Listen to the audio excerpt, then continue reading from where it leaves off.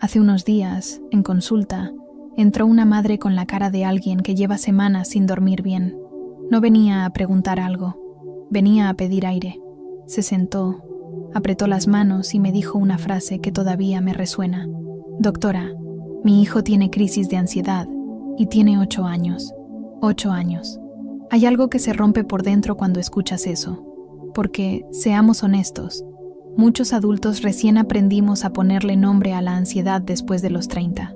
Y sin embargo, hoy hay niños que ya viven con el cuerpo encendido, como si el mundo fuera demasiado rápido, demasiado ruidoso, demasiado exigente. Mientras esa madre hablaba, vi en sus ojos una mezcla que se repite cada vez más: culpa, confusión y agotamiento. Culpa por no saber qué hacer, confusión porque en casa está todo bien, agotamiento porque por más que lo intenta, siente que nada alcanza. Y tal vez tú te reconoces ahí. Tal vez tu hijo no llega al punto de una crisis, pero está irritable, salta por cualquier cosa, se frustra con facilidad, le cuesta calmarse, se apaga o se enciende de golpe. Tal vez en la escuela te dicen, se distrae, se inquieta, no tolera. Y tú te quedas con una pregunta que pesa. ¿Qué está pasando? Quiero que lo escuches con claridad desde el inicio. Esto no significa que tu hijo sea débil. No significa que tú estés fallando. Y no significa que antes todo era mejor. Significa que estamos viviendo una realidad nueva, con condiciones nuevas, y el sistema nervioso de los niños está reaccionando a eso. Lo que antes era excepcional, hoy se está volviendo frecuente. Y cuando algo se vuelve frecuente, no es casualidad, es contexto.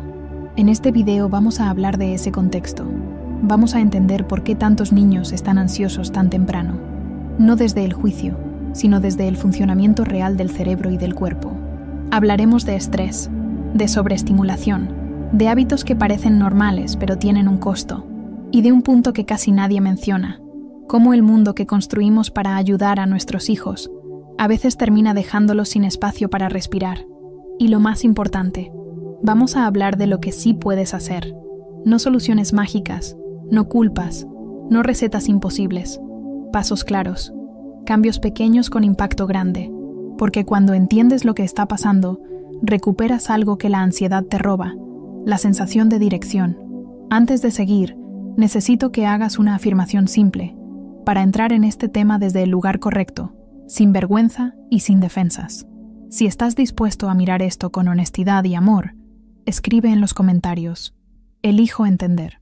Antes de avanzar, quiero que dejemos algo muy claro. Este no es un video para señalar culpables. No es un discurso contra los padres, ni contra la escuela, ni contra la tecnología. Tampoco es un mensaje catastrofista. Es una invitación a mirar más profundo, porque cuando no entendemos lo que pasa, reaccionamos. Y cuando reaccionamos, casi siempre repetimos patrones que aumentan el problema sin darnos cuenta. Muchos padres llegan a este tema sintiendo miedo. Miedo a haber hecho algo mal. Miedo a que la ansiedad marque a su hijo para siempre. Miedo a no saber cómo ayudar. Y ese miedo es comprensible. Pero también es importante decirlo con claridad. La ansiedad infantil no aparece de la nada y no define el futuro de un niño. Es una respuesta, una señal. Un intento del cuerpo de adaptarse a un entorno que percibe como excesivo. Aquí es donde cambia el enfoque. En lugar de preguntarnos, ¿qué le pasa a mi hijo?, empezamos a preguntarnos, ¿qué está viviendo su sistema nervioso? Esta sola pregunta ya transforma la manera de mirar, porque nos saca del terreno de la etiqueta y nos lleva al terreno del proceso, y los procesos se pueden acompañar, regular y transformar. En este video voy a explicarte qué está pasando desde 2 niveles que casi nunca se conectan en las conversaciones sobre crianza. Por un lado, el nivel neurobiológico. Cómo funciona realmente el cerebro de un niño. Qué necesita para desarrollarse con equilibrio y qué ocurre cuando esas necesidades no se respetan, incluso con buenas intenciones. Por otro lado, el nivel humano y cotidiano. Los ritmos, las exigencias, las expectativas y la forma en que los adultos estamos presentes o ausentes en la vida emocional de nuestros hijos. No necesitas ser experto en neurociencia para entender esto.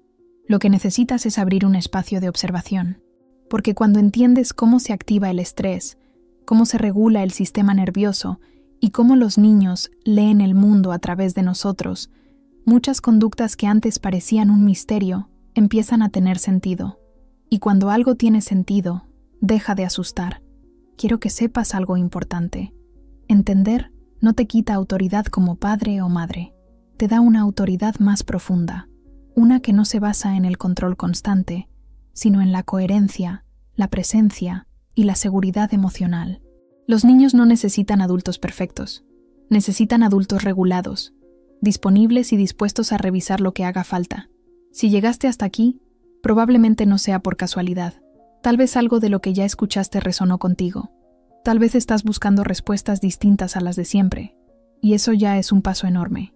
Para seguir avanzando desde ese lugar, te propongo una afirmación sencilla pero poderosa. Escríbela en los comentarios y déjala trabajar en ti mientras seguimos. Decido criar desde la conciencia. El cerebro infantil no es un cerebro adulto en pequeño. Para comprender por qué tantos niños están ansiosos hoy, necesitamos empezar por una verdad básica que suele pasarse por alto. El cerebro de un niño no funciona como el de un adulto.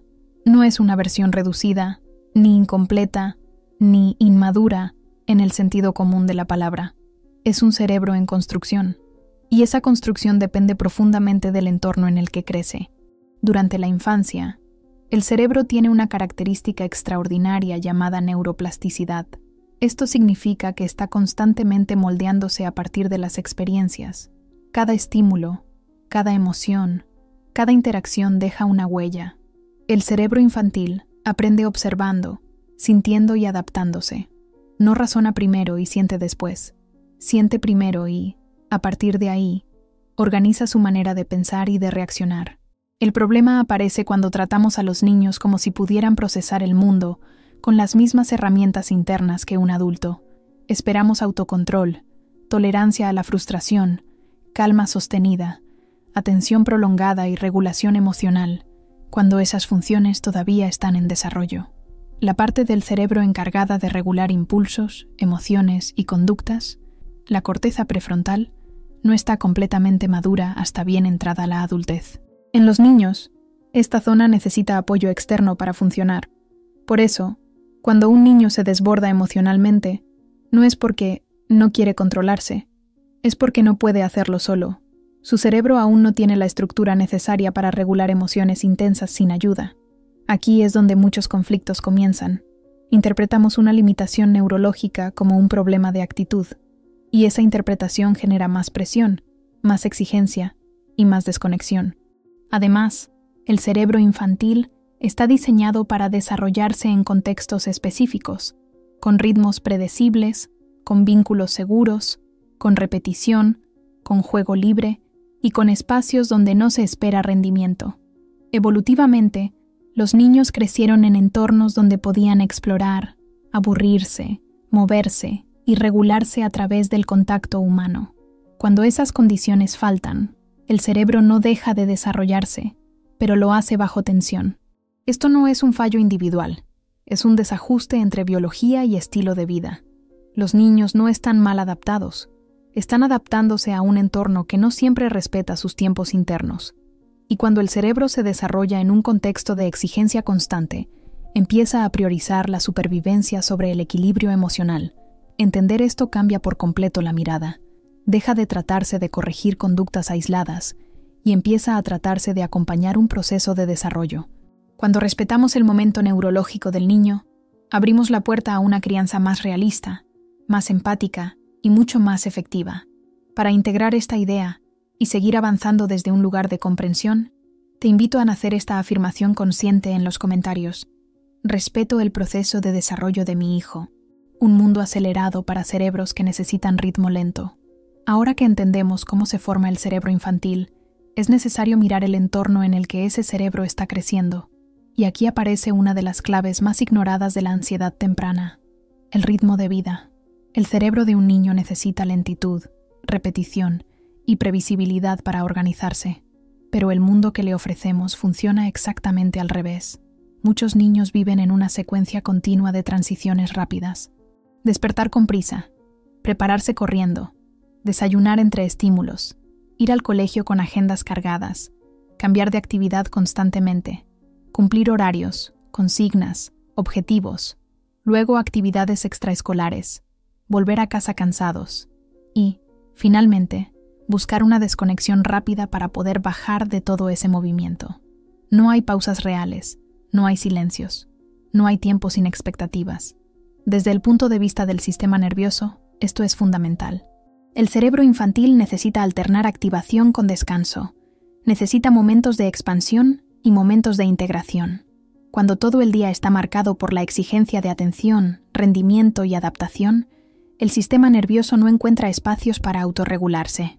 Se mantiene en un estado de alerta constante, incluso cuando no hay peligro real. Aquí aparece una confusión frecuente. Muchos adultos piensan que ofrecer muchas actividades es una forma de estimular y ayudar al desarrollo. Y la intención suele ser buena. Pero estimulación no es lo mismo que saturación. Un cerebro en desarrollo no se fortalece por la cantidad de estímulos, sino por la calidad y el ritmo con el que puede procesarlos. Cuando no hay tiempo para integrar lo vivido, el cuerpo acumula tensión. Los niños necesitan rutinas que no estén llenas, sino claras. Necesitan días que tengan espacios vacíos. Necesitan tiempo para jugar sin objetivos, para moverse sin consignas, para estar sin producir nada. No porque sean perezosos, sino porque en esos momentos el cerebro organiza, conecta y se regula. Es ahí donde se construye la estabilidad emocional.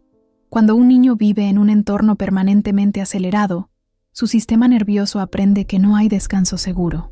Aprende que siempre hay que estar preparado para lo siguiente.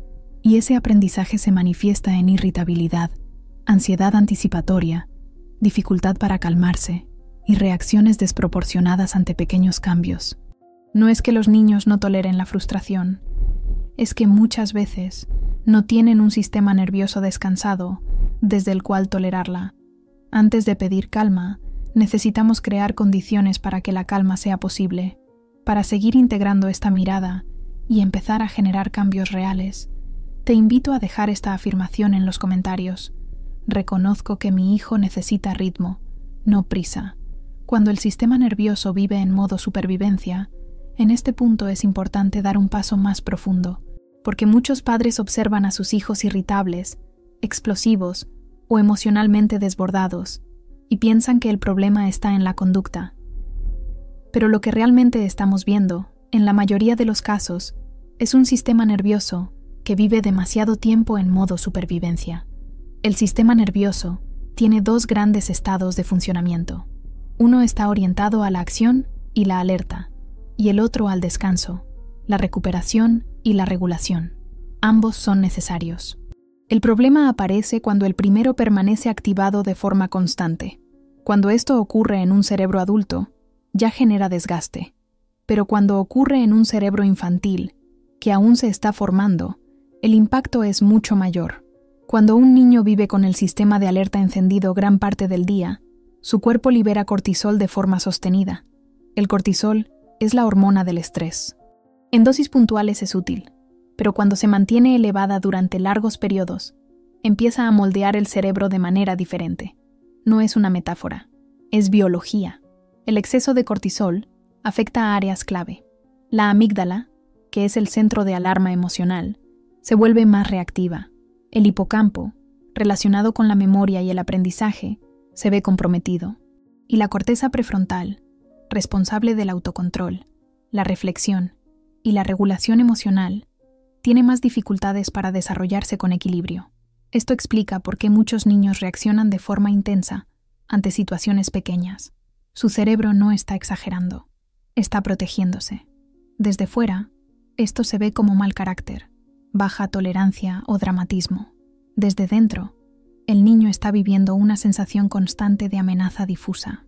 No sabe explicar qué pasa, pero su cuerpo siente que algo no está bien.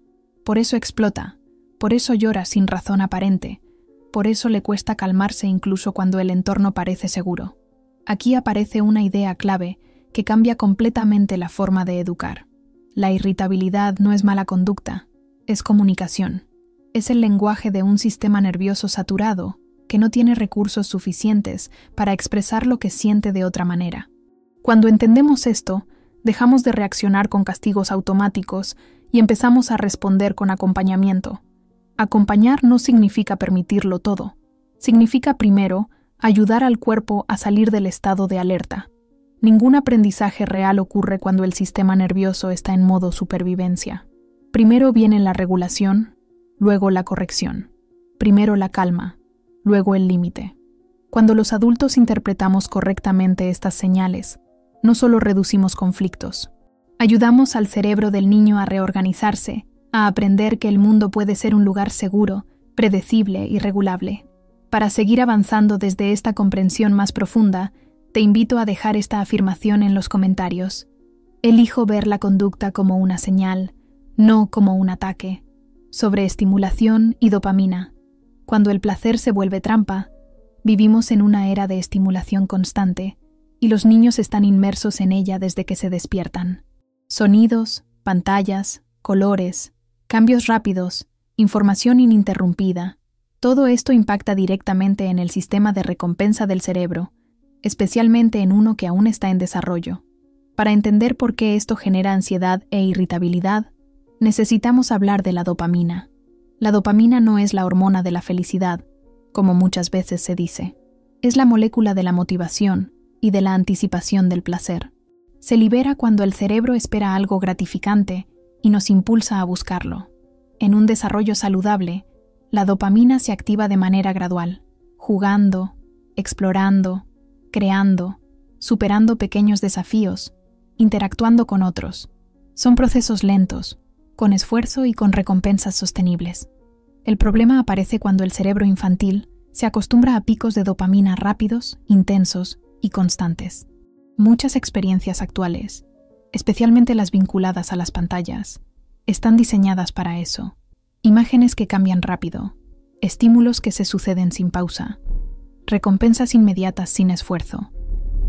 El cerebro recibe descargas fuertes de dopamina una y otra vez, sin tiempo para volver al equilibrio. Con el tiempo, el sistema de recompensa se adapta a ese nivel de intensidad, y cuando eso ocurre, todo lo demás empieza a parecer aburrido. Leer, jugar tranquilamente, conversar, construir algo con las manos. Actividades que antes resultaban placenteras, ahora requieren más esfuerzo y generan menos estímulo inmediato. El cerebro, entrenado para lo rápido y lo intenso, pierde tolerancia a lo simple. Aquí aparece una escena muy conocida para muchos padres. Cuando se apaga la pantalla, el niño se irrita, se enfada o entra en una crisis.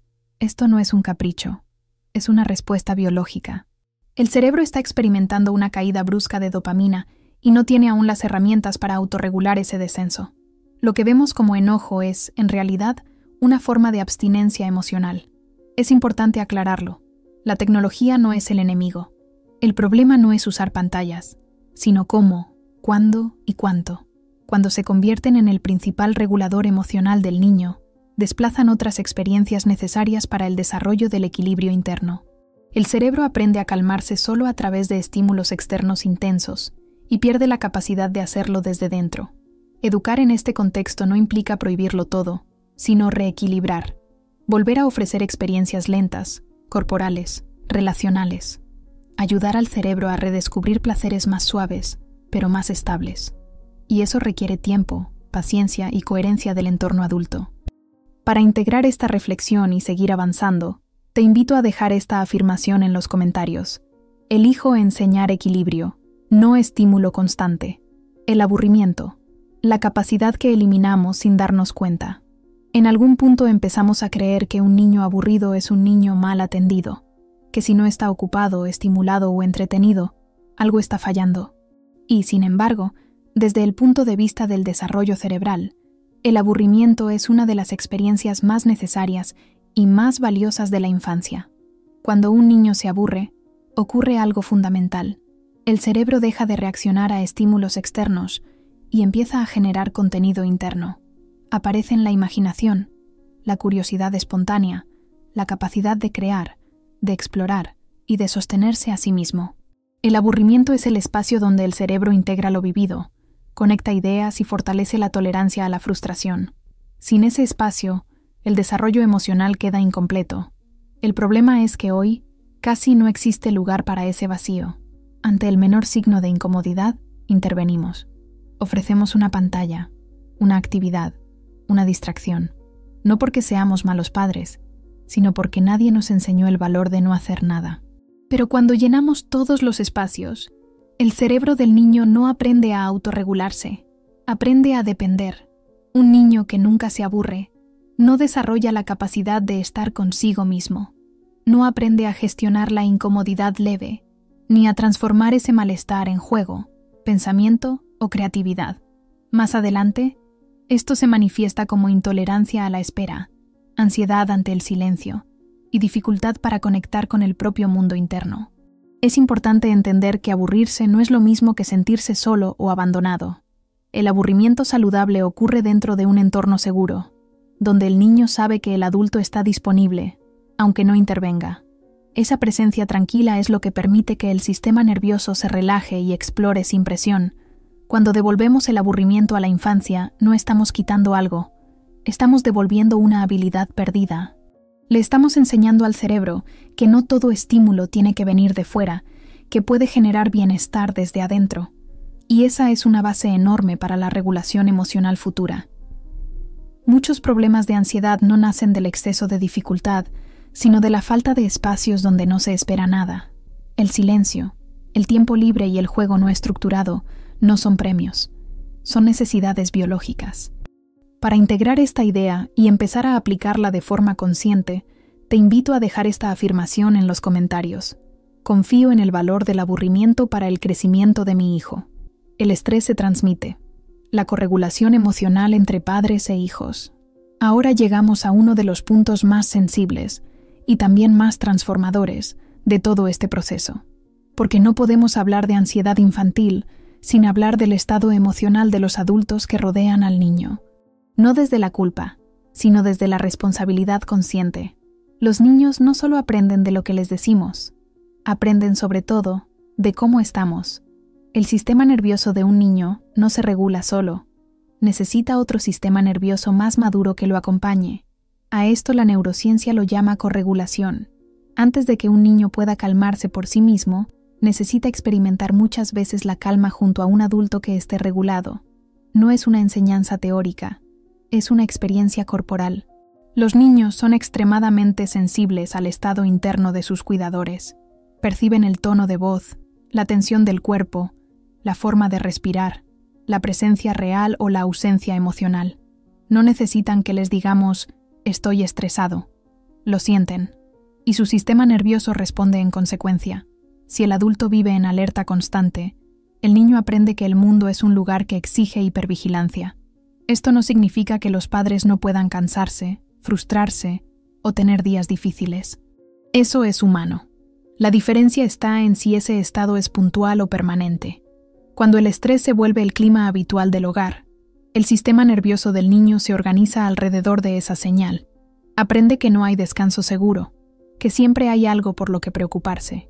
Muchos niños ansiosos están, en realidad, sosteniendo una carga emocional que no les corresponde, no porque sus padres quieran hacerlo, sino porque no hay espacios de descarga, de pausa y de regulación en el mundo adulto. Y aquí aparece una verdad incómoda pero liberadora. Ayudar a un niño ansioso empieza muchas veces por ayudar al adulto a regularse. Regularse no es controlarse, es reconocer el propio estado, bajar el ritmo cuando sea posible, cuidar los límites, pedir ayuda y crear momentos de presencia real. No se trata de ser perfecto, se trata de ser coherente. Un adulto que se detiene, respira y se permite estar, le enseña al niño, sin palabras, que el mundo puede ser habitado con calma. Para integrar este punto esencial, te invito a dejar esta afirmación consciente en los comentarios. Me regulo para ayudar a mi hijo a regularse. Entender cambia el destino. Llegados a este punto, quiero que te quedes con una idea clara y poderosa. La ansiedad infantil no es una condena ni una etiqueta para toda la vida. Es una señal, y las señales, cuando se entienden a tiempo, pueden cambiar el rumbo completo de una historia. El cerebro infantil es profundamente plástico. Eso significa que puede reorganizarse, adaptarse y sanar cuando cambian las condiciones. No hacen falta transformaciones radicales ni soluciones imposibles. A veces, pequeños ajustes sostenidos en el tiempo generan cambios enormes. Menos prisa, más presencia, más silencio, más juego libre, más regulación adulta. Criar no es hacer más. Muchas veces es hacer menos, pero hacerlo mejor. Es dejar de exigir al niño que se adapte a un mundo desbordado y empezar a adaptar el mundo, en lo posible, a las necesidades reales de su sistema nervioso. Es entender que la calma no se impone, se contagia, que la seguridad no se explica, se transmite. Si algo de este video resonó contigo, no es porque seas un mal padre o una mala madre, es porque te importa. Y ese es el punto de partida más importante que existe. Comprender es un acto de amor, informarse es una forma de cuidado, y elegir mirar más profundo ya es un cambio. La ansiedad temprana nos está mostrando algo como sociedad. Nos está pidiendo que revisemos ritmos, prioridades y presencias. Y aunque el desafío es grande, también lo es la oportunidad, porque cuando un niño se siente seguro, comprendido y acompañado, su cerebro aprende algo esencial, que el mundo puede ser un lugar habitable. Para cerrar este proceso desde un lugar de intención y compromiso, te invito a dejar esta última afirmación en los comentarios. Elijo criar desde la calma y la comprensión,